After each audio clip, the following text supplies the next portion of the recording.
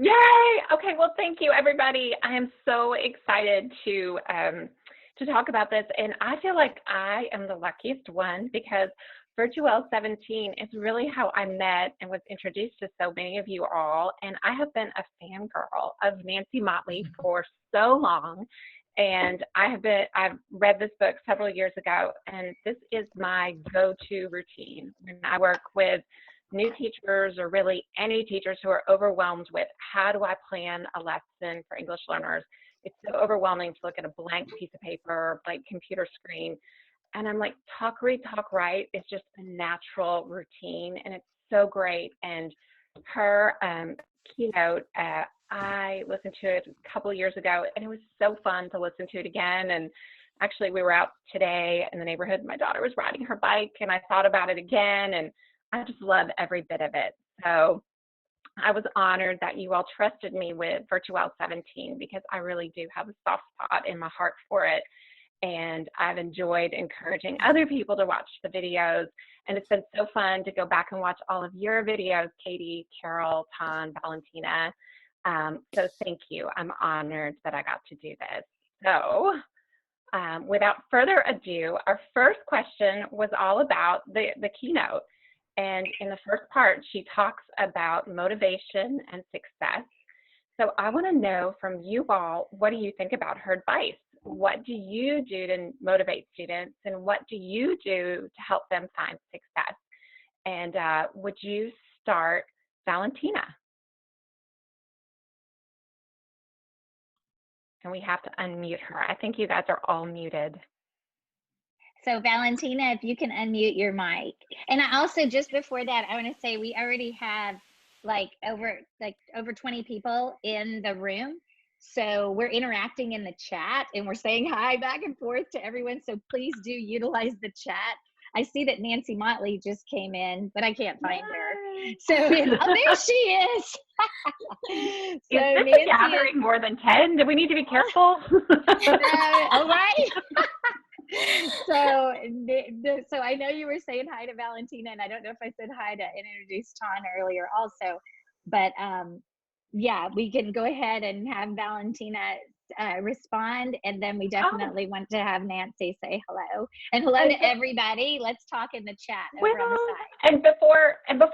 And sorry, before we even get started, Valentina, before you respond, would everybody just on the panel, would you just introduce yourselves really fast? I'm sorry, I jumped ahead with excitement. No, I think could everyone on the panel just tell us who you are, where you are, and maybe when you went to the grocery store to stock up, the item that you made sure you had in your cart. And I'll start by saying, I'm Michelle, I'm in Louisville, Kentucky, and the item that I had to have in my cart, this is medjool dates. We eat a ton of dates at my house, and so literally I think I have 4 crates of dates in my kitchen. So my confession. That is so funny. I have a real funny one, but go ahead. You say yours. Who are you? What do you have in your grocery cart? Okay, go ahead, Arena.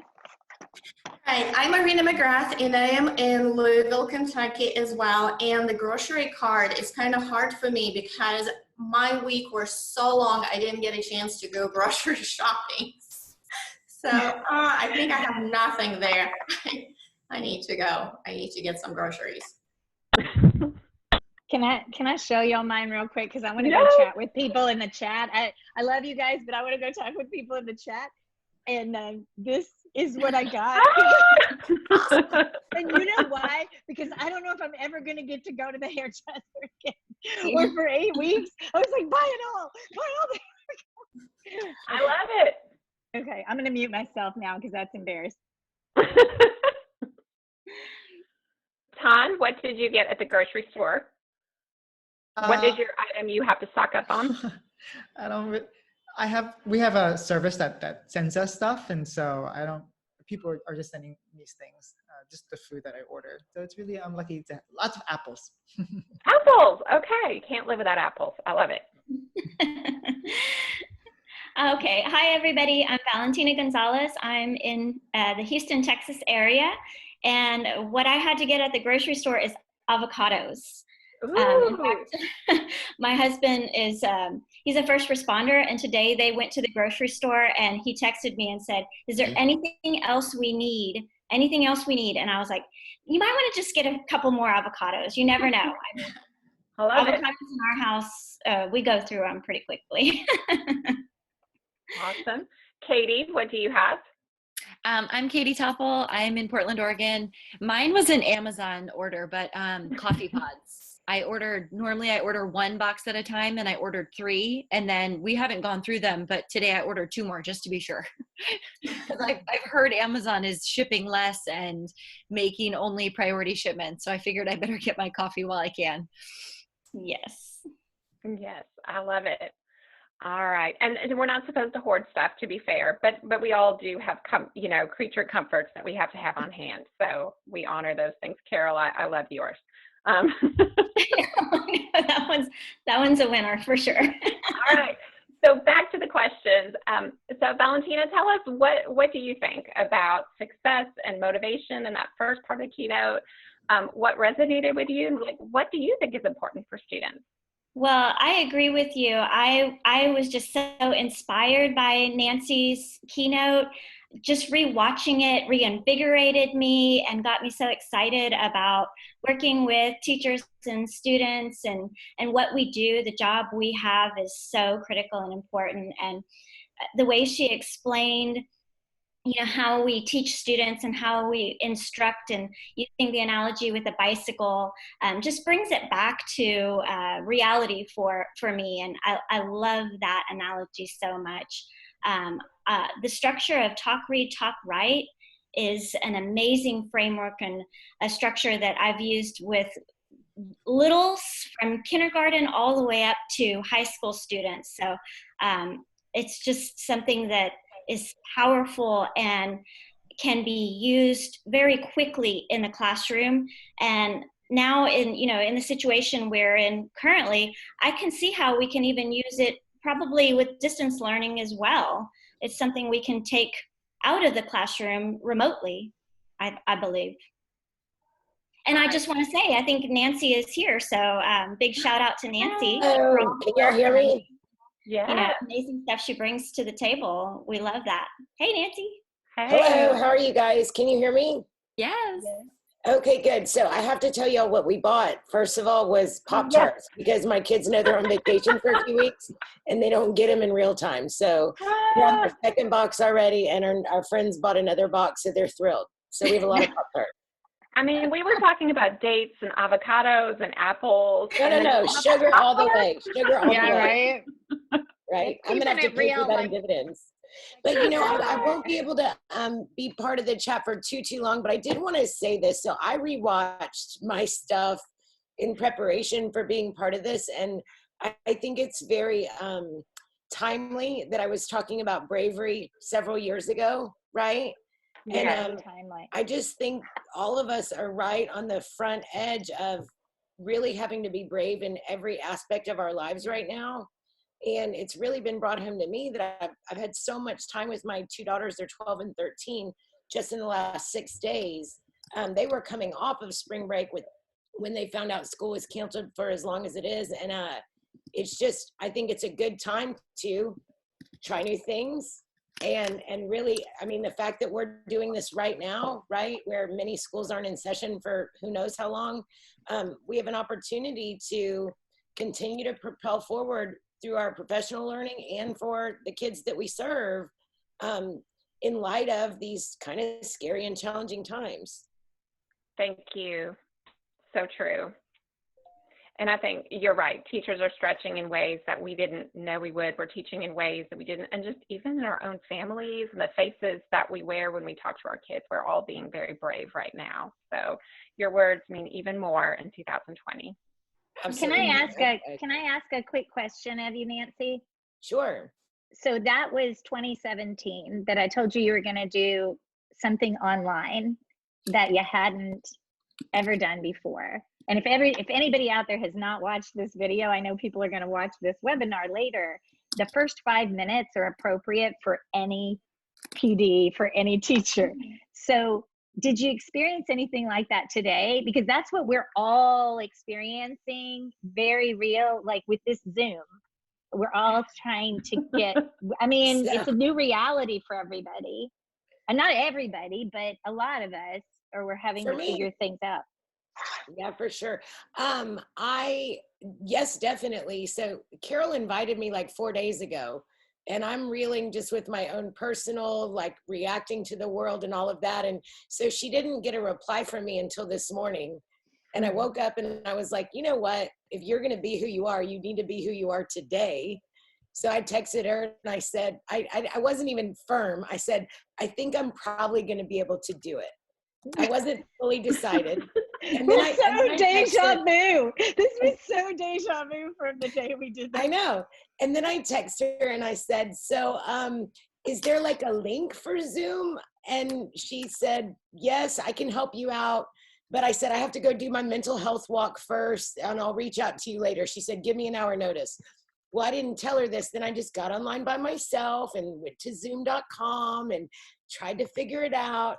And about 20 minutes ago, I was like, can you help me? She's like, of course. And I didn't need any help. I just figured it out, right? It was very intuitive. It really wasn't that challenging. And I think that this platform is, I really think it could be transformative for the work that we do, given the times we're in. Mm-hmm. I think about Irina and I, well, Irina works for the Department of Education now, but still in our district. But I think our district, we have 100,000 kids and we are so spread out. And I think about how much time I spend in the car going to different schools. And I'm like, why aren't we doing more online meetings, like, you know, with principals and the coaches? I think after this, I think we're going to come out a little different in school. And better. A little there are different and a people- lot better. Yeah, there are people in the chat that are asking, because this is what's so great about these. One of the things that is so great about this, people are sharing resources in the chat right now, back and forth with each other. People are asking, what are we supposed to do with students who don't have internet access? And right away, Sherry and some other people stepped up and said the internet companies across the country, and even there in Canada where Sherry is, are offering free internet. So we have to figure out what's available to you in your area for those kids. But that's just an example of how we're going to be better. Yep. Because we wouldn't have been able to share like this before. Mm-hmm. We wouldn't have thought to. Yeah. So, do you guys want to go back to the questions? All right. So I would love to hear more from somebody else. Is there somebody who wants to talk about motivation and success in their context? Tan, Irina, Katie, anybody want to jump in? I will. Okay. This is the first year that I tried some goal setting with very young students. So at the beginning of the year, I sat down with first graders and talked about their ELPA scores. And I mean, you know, it's sharing this formal data with little kids, which kind of seems weird, but I thought it was a really valuable experience because I saw goal setting immediately translated into changed behavior in the classroom, which I was really excited about. So one example is a first grader who last year in kindergarten barely spoke. She was an emerging student and her English skills were on the lower side and she was just very shy and didn't talk a lot. And so we sat down and we looked at her ELPA scores and we looked at her speaking score and set a goal that she would talk more in class. And the very next day in class, her hand was up with a big smile on her face. And she has made progress in just being willing to speak up. But I really like that it kind of came from us sitting down, just the two of us, and talking about what it's like and you know, her strengths and weaknesses and why she doesn't talk, acknowledging that she's shy. But it really led to increased success. And we had our ELPA test this year, a few weeks ago, and I was floored at her speaking skills because she's still very shy and she doesn't talk as much as some of the other children. But when it was up to her to kind of show her stuff in that testing scenario, she did great. And it was just really cool to kind of see how that individual goal setting translated into a student getting more confidence and showing what she is truly capable of in the classroom setting. And I thought that was definitely something that can lead to motivation and success. So I recommend, even though it's time consuming to do those one-on-one goal setting conferences, it's very, very worth it. Nancy's so right. You get a little taste of success and then you want to do more, and you get, you get that bit of success and you're motivated to do more and more, and it's just the whole cycle, right? Does anybody else have anything to add? Yes, I absolutely loved Nancy's presentation. And actually the first part made me think of the importance of self-confidence and how self-confidence provides students with a sense of being able to learn and succeed. And it also promotes students' enjoyment of learning and, of course, pride of their accomplishments. And I think one way of promoting self-confidence or helping students develop self-confidence is by focusing their attention on their strengths rather than their weaknesses. So every time we can do that, focus on student strengths and show them, yes, this is what you're really great at. That will definitely help students to build that self-confidence, that experience success, which will lead to motivation. Mm-hmm.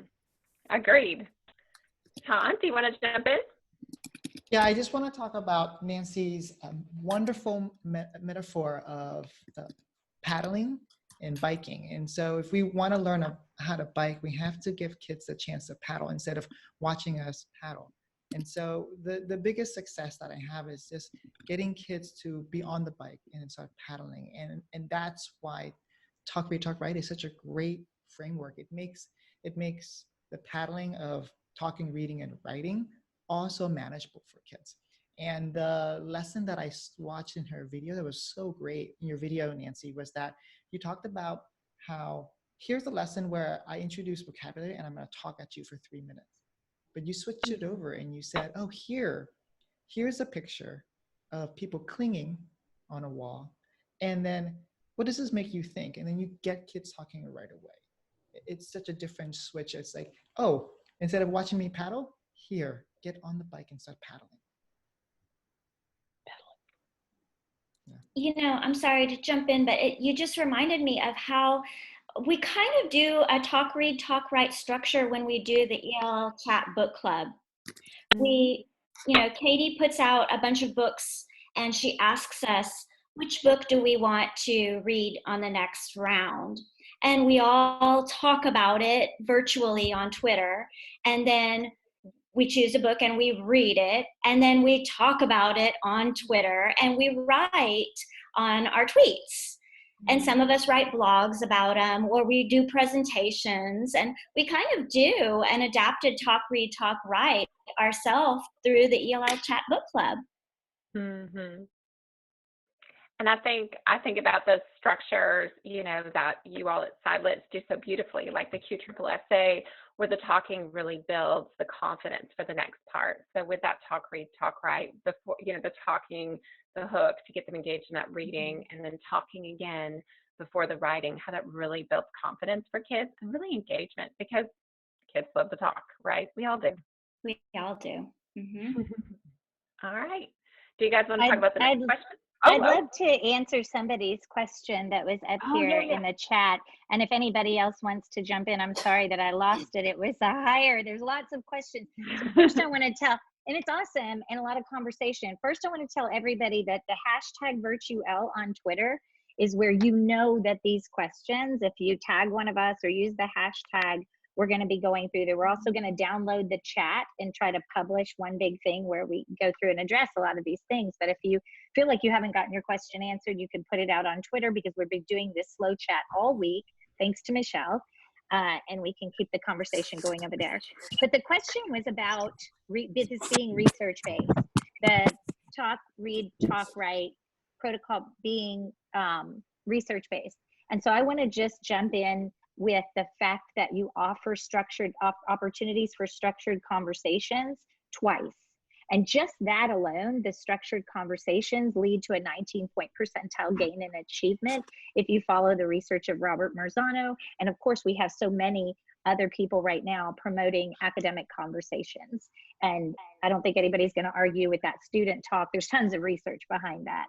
So I just wanted to address at least that. And then of course, the reading and the writing, having sheltered instruction in place is for those, because if you go through well, there are a lot of opportunities to have students write at a level that is appropriate for them. Did anybody want to say anything else about research? I Dave? think it also connects to, I know she's not the originator, but where I learned it was in Andrea Honigfeld's work, the concept of swirl, and that acronym that in any lesson you're having students engage in the 4 language domains plus interaction.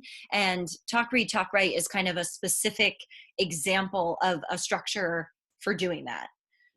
That students are engaging in all of those different language domains, which is clearly going to enhance their skills in all of those different language domains. So I think that the research base is definitely there, that having students engage in all of the language domains, no matter if they're learning math or science or social studies, or it's during their reading block or whatever it is, incorporating all of those language domains is going to ensure that students are making greater language development gains across the board, not just in a particular niche of their school day. Yeah. It Nancy, also do you makes me want to think add of that? gradual release. Can I jump in real quick? Yes. Okay. I just wanted to say a couple of things before I have to run. First of all, Michelle and Carol and Ton and Valentina and Katie, all of you guys who put this together, thank you so much. This is so valuable. And I'm very hopeful to get on the slow chat throughout the week as well, while managing my sugar-filled Pop-Tart. The other thing I wanted to mention about just the research base, while we haven't had the opportunity to have a formalized research study done on TRTW specifically, I fully support everything that's been said already. The work that I do and the kind of format that I created is generated from lots of published research. The other thing that I'm more proud of than that, and I understand that people need their research, but we have now 7 years of action research, right? We have so many people part of this chat and the hundreds of teachers whom I've worked with that have seen kids make astronomical gains on their assessments, but more importantly, they're full of confidence in their talking and reading and writing, right? Like they're doing what we want them to be able to do successfully in school. And prior to those opportunities, they weren't able to. So I think that's huge. And then the last thing that I want to share with you about kind of, if I had to share a big message, like the number one thing about Talk, Read, Talk, Write, even from watching the VirtuEL keynote in small form, hopefully you can get access to the book, but if not, even that, any one of those components that's not part of your bag of tricks, right? Any one of those is going to support student growth. So if right now you're going, oh, my kids read all the time and we have regular writing opportunities, but man, I struggle with talking, like, let's incorporate that piece. If you go, Nancy, I work with littles. They're not really good at any of that right now. Then start with one thing, right? Start, well, you know what? I'm going to show them a picture, ask them what they notice, and give them some processing time and let them share with a partner with a STEM that says, I notice, right? That's the first step, right? So none of us do anything great in full force right away. So I just would encourage anybody that, I would imagine that for a lot of the people that are participating in this process, you're already doing a lot of these things, right? And if you go, well, I do it, I just do it in a different order, great, right? This is flexible. But if you're going, oh my gosh, this is so foreign from the way I deliver instruction, then just pick the part of it that feels the most accessible to you and run with that for a little while until that becomes habitual, and then move on to the next one, and then move on to the next one. Thank you. I see questions about the book, so we need to put in a plug, but people are asking what is the name of the book, but would you tell us about your book? Sure. So the name of the book is Talk, Read, Talk, Write. It's a K through 12 resource, although I've had plenty of professionals use it, working with other adult professionals as well. And really the resource and the technique behind the resource is that to teach anyone anything, a pretty good approach, in particular for our kids who are acquiring English at the same time as they're acquiring content, is to give them a chance to talk, to engage. So that first talk piece is, talk, to engage, right? Turn on the light bulb, so if Maria broke up with her boyfriend during the lunch period, she can check in, right? Or if you have littles who are tired first period, or I worked with seniors this past semester, first period, and some of the teachers said, Nancy, they work until 2 a.m. to support their families. They're tired, right? So figuring out a way to get them engaged doesn't require background, doesn't require interest. And my number one way to do that is to show them a compelling visual that's connected to whatever they're going to learn about, and ask them what they notice. So after they talk, then we're going to give them an opportunity to read for a purpose, right? And that reading might be as simple as a 1 or 2 sentence, like a word problem in a math class. It might be a longer passage in a reading class. The reading might be in the native language for our earliest newcomers, right? There's a lot of variables about what the reading can look like. My history teachers, interpreting a graphic source like a map with a population chart on it, that is reading. Yes, it is, right? So we give them a chance to read for a purpose connected to whatever standard you're addressing. And immediately following that, they get a second opportunity to talk with their peers about what they just read. And generally that is guided by teacher discussion questions. But once kids are used to this routine, I find often the most fruitful conversations are driven by the kids themselves, right? And then following their second opportunity to talk, they get an opportunity to write, to further, my scientific term for this is to sit with the content. They're just sitting with what they learned longer, right? They're processing for an extended amount of time. And as a teacher who needs some formative assessment data, you get that in whatever they're able to produce, right? You read their work and you learn, do we need to do some reteaching? Can we move forward? Can we accelerate? Do we need to slow down? And then you just replicate that process as you go through whatever you're teaching. I don't think that's a short version, but that's what I came up with. I love it. I love it. Thank you. I think it's great because the book gives you big sections, one talk, one read, one talk, one write, plus other sections. But each of those sections has troubleshooting. And I love that there are questions and answers, and then a list of all the questions and answers in the book that you probably have, and the page number where you find those. So just the way that it is set up, a lot of the questions we have in the chat, I know we can support, but I do love that you have a lot of that already addressed in the book. Oh, and that one other feature about this second edition that Michelle showed, the lime green edition, is there in the back of the book are sample lessons, and we have 2 for every grade, kinder through 12. Generally speaking, if you're the ESL teacher on your campus, or you're the ELR teacher on your campus, I'm preaching to the choir, but I have a lot of math teachers, right? I teach Algebra 1. What does this really look like for my kids? And we address that very specifically in the sample lesson portion, where a Spanish teacher, a geometry teacher, a 5th grade history teacher can see what that might look like with their specific content. Nancy, I also used it in my college course.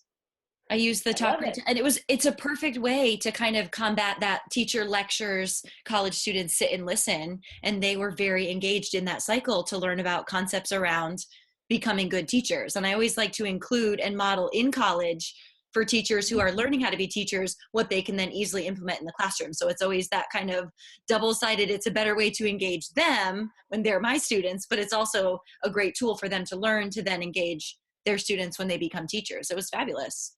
That's awesome. I love to hear that. Yay. So I think we just have 13 minutes left, and any other thoughts about Talk, Read, Talk, Write, about Nancy's keynote that you want to share? Because I do want to have a few minutes to talk about some of the other videos in VirtuEL 17, if you all are game. Any final thoughts about Talk, Read, Talk, Write, Nancy's keynote, Be Brave? Carol? We have folks in the chat that are singing praises for QSSSA, because if people don't know, Nancy and I both work for Seidlitz Education, and Valentina also, and John Seidlitz came up with QSSSA. And out there in the Twitter world, you'll see so much about it, and then you'll see it in her book and in my book and in several books, because it is this the way that we suggest you structure the conversations for the talk parts, or at least one of the things in your tool belt for sure. So I want to honor everybody in the chat who are going, Q+A, and it's so awesome, and Q+A. If you don't know about it, there's so much out there, blog posts about it, videos about it, and we'll be happy to hook you up with what that is and how you get kids talking. And it comes, it's like a bundle. It comes with lots of scaffolds in place. It's an acronym that helps you structure conversations. So thanks to everybody who's doing that and who's commenting here in the chat. It's awesome. Yep. Dora saying it's perfect for TRTW, and people saying that they use it and they love it. So thank you, everybody. I love so many Canada people here. Okay, nothing against us in the United States, but there's so many people from Canada that I'm seeing here. Team Canada came out strong. Okay. Yay. All right, sorry, Michelle. Or anybody else? That's perfect. So, so I have really enjoyed this week because I've been rewatching a few videos each morning and then tweeting about the videos as I go back. And I was watching Katie's this afternoon, and I really loved rewatching that. So I want to hear from you all. What are some of the videos you've been rewatching or watching for the first time? And what are your takeaways? And I'm just going to start by saying Larry Ferlazza's video on social emotional learning, that is such a great topic for where we are right now. Katie's video about honoring culture, so important to think about. I love where you talk about home visits and what's going on with kids, and all of that is so important exactly right now. So there's so many good things, and I can't wait to get back to all of the videos. But I want to hear from you all. So tell me what you're watching and what you are loving. So Irina, you want to go first?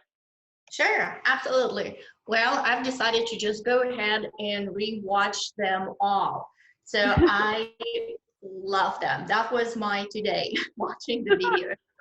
I love them all, absolutely. I love them so much that, you know how we here in Kentucky, we had to go online, and University of Louisville had to go online. And so our students now cannot do observation, cannot get any observation hours because they cannot go into different classrooms to observe teachers. So I suggested VirtuEL conference so they can watch amazing educators and learn from them. And so I gave them all your names and told them how amazing those presentations are. And it's like being in a classroom. So hopefully we get to use VirtuELs at U of L, kind of to, instead of, you know, observation hours. I think it's awesome. I love every single presentation. I think that's a great point, Irina, because we're in a moment now in this unprecedented time where, you know, you can't do a home visit because we're isolated. And so all of these tools and tricks that we've kind of come accustomed to using are things that are going to really come in handy, from Zoom to Flipgrid to Seesaw, all these things that we've been talking about and we've had presentations around and chats around. It's like now is the time where we're using them all because that's how we're connecting with our students. And VirtuEL is a great example of, you know, you may not be going to your college course or to your professional development or whatever it is, but it doesn't mean that we can't continue learning this whole time. We have so many resources. Is there a video, Katie, that you especially love other than your own video? And I know all of your friends are here too, but is there one that you think is particularly timely or one that someone should watch? I mean, they should watch them all, but one. I'm going to shout out Carlotta's idea about her strategy for teaching academic talk, and the very simple strategy of kind of just paralleling what the common language is and then what a scientist would say or what a historian would say or what a mathematician would say. And I think that's a great way when teaching academic vocabulary to kind of have kids make those connections between, here's what you might hear all the time, but this is how you'll say it in science class when you're speaking like a scholar. It's just a great, she calls it, now I'm going to forget. I think there's many things that could go in the less column. But Simon says, and then the scientist says, right? Yes, yes. And I love that. That's a great technique to use. I love it. So Ton, aside from your amazing vocabulary video that I love, it's the perfect length, I love that it's like 10 minutes and you can just, bite-sized PD, you can watch it and go. You jam-pack so many good things in there. aside from your video, what is one that you really think people should watch? Tom? No? Sorry, it's the one that Carlota shared. I was just piggybacking on what someone said. It was just making it really easy and saying, how do we move from social language to academic language? And we just show kids that T-chart. We say, hey, this is what you're saying. And we want to honor that. And we want to expand your linguistic repertoire by saying, yes, this is the language you could use with your friends. And the language of school looks like this. If you're saying this, we say this way because example, yesterday I was working with my student on his narrative online. He's in his house and I'm in my house and we're working, and he typed the word you as he's working. And I said, okay, well, this is how you would use it in a texting language, but how would you use that in a narrative that you could write for school? And he said, oh, okay, YOU, sorry. I was like, yes, no need to apologize. I just want to show you that your language, it takes different forms. And the word you is what you can use with your friends on a text. Just make sure that when you're writing academically for school purposes, that you use the word YOU. And that was it. So it was nice. There's so many videos in there. I just wanted to piggyback and give one really specific example. Thank you. Valentina, aside from your video, which is amazing and has so many tips for elementary folks especially, what is one that you think we should all watch, one that you would like us to highlight? I'm going to jump in because Valentina had to leave. So, but you know what? I'm going to say mine. Go watch mine. That was the only year I got to present. It was the only year I got to do it. And no, I think it was awesome. All of the videos are amazing, and I learned so much from them, of course. You know what's interesting, though? The one that I did, Kahoot for newcomers, it has over 1,000 views, and people contact me about it all the time. And Kahoot has changed so much and gives so much more now. Like there's a single player app, but so for this distance learning, if I were to do that video again now, which I might, but the principles are the same. Like we were talking in that Kahoot, in that session about having kids create Kahoots. So your kids at home, they don't even have to have the electronic equipment. That can be a paper thing where you give them the right answers and they create the Kahoot, and then you make the Kahoot, and then you send out the Kahoot in some way. I'm just saying a lot of the principles are the same, but man, where Kahoot has come now, even with the free version, there's so much more that we can use for distance learning. And their pro version, I'm pretty sure they're doing that for free now for teachers or something during this time. We have to go check on that. But anyway, they're all awesome. But Valentina had to leave, and I did want to say why. She's got the Sidelets Ed chat starting that started at 7. So we have your slow chat, Michelle Shorey, which is fantastic. Hashtag VirtuEL, and we appreciate you. And that's going to be going on for 3 weeks with the different years. But also, when this is over in just a couple of minutes, please stop by the Sidelets Ed chat, and we'll put that hashtag because she's doing her chat for another 10 or 15 minutes. Could you tell us the hashtag for the Sidelets Ed chat? Yes, I'm going to put it in our chat right now. God, the word chat, right? Chat to chat. Okay, and what are they talking about tonight? It's Sidelets Ed chat, and so that's how you spell it there in the chat. I wrote that, and they are talking about end of course exams. So the fact that a lot of them have gotten canceled and postponed, that doesn't, because I know Diane and people are saying, well, ours got postponed, but and you do, there's good and bad things to that, right? Yeah. But that's not going to go away, how we support English learners with end of course exams and, and standardized testing. So the gal she has moderating that chat is Natalia Heckman, and she's fantastic with helping kids get up to speed. She gives a seminar and everything for Sidelets on helping kids in high school meet state assessment requirements for English, ESOL 1 and 2, or English learners specifically. So if you get a chance to stop by, or look at the chat in replay and all of that. All right, so we just have 3 minutes left. So really when we think about VirtuEL 17, really to me, the whole thing is about being brave. That was the first year you all did this online conference. That was Nancy Motley's keynote. So everything is about being brave. So I would love to hear from our panel. What is something that you are trying right now, something new, or something that you hope other teachers try to be brave? So anybody jump in, tell us how you are being brave. We're trying out Flipgrid with first graders to just see if we can have them make videos to be able to stay connected while we're not in school. So, since we're not doing home visits or seeing them on the daily, we thought we could post a question and have them answer. My first grade co-teacher gave them a sentence frame. And just, that way we can see each other's faces, because that human connection is so important and could be kind of the saving grace in a child's day, that they could see their teacher's face and their classmates and talk about something that's kind of low stakes and just be themselves in the midst of everything that's going on. All right. Who else? Irina, how are you being brave?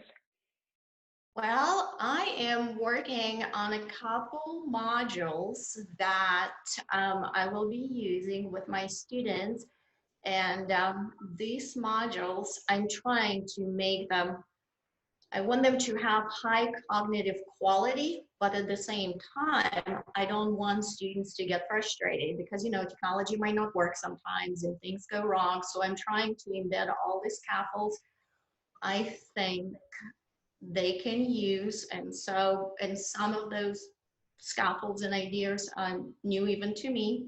So I'm trying to be brave this way. Trying to create. Yes. And Irina is the most fun person to be brave with because she's fearless, and together we have so much fun because you'll try new things when you're with someone else. That's so true. Tan, how are you being brave? Being brave is figuring out how to work with relationships that are really challenging,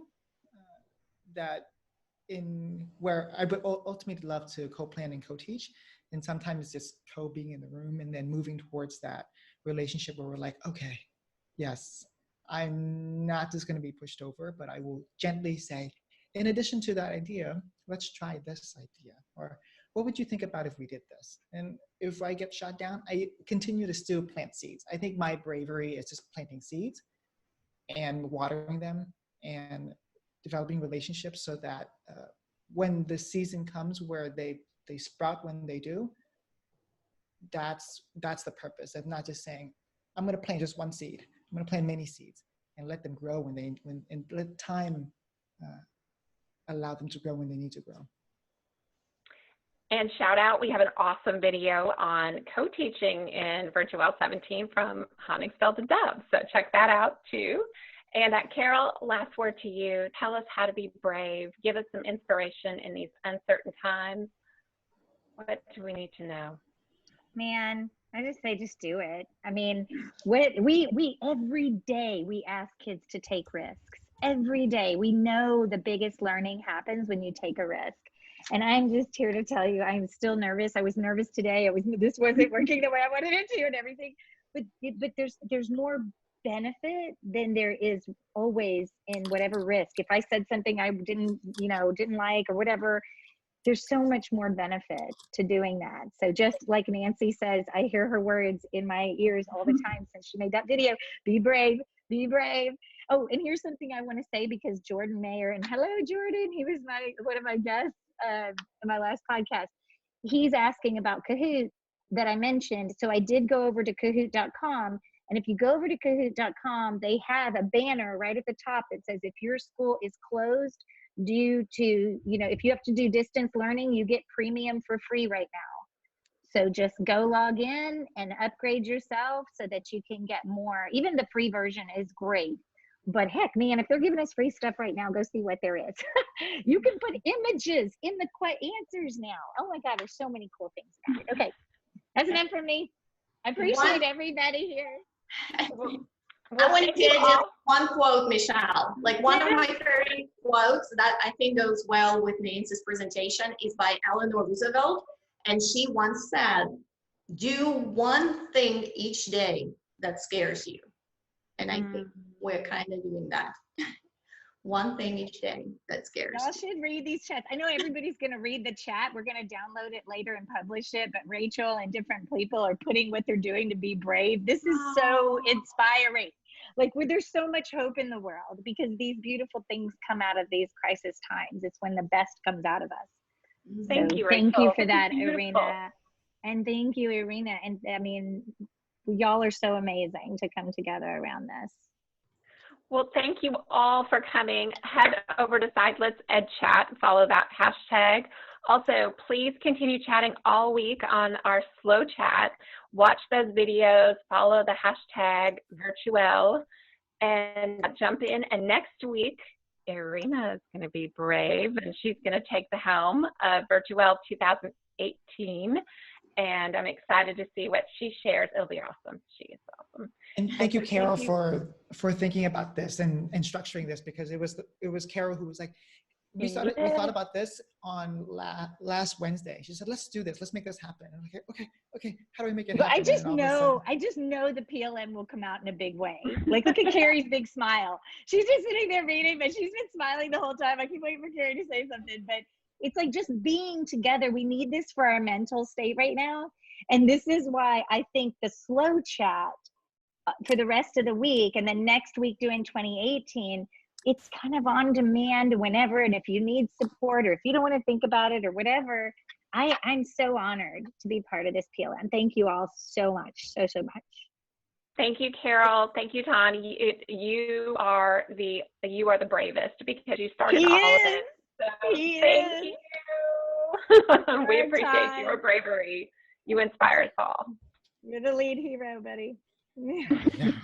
And everybody I stand on shoulders. The other heroes. All right, thank you guys. Let's go over to the Side Let's Ed chat. And then to the VirtuEL chat. Thank you, Michelle. Thank you. Bye. Bye.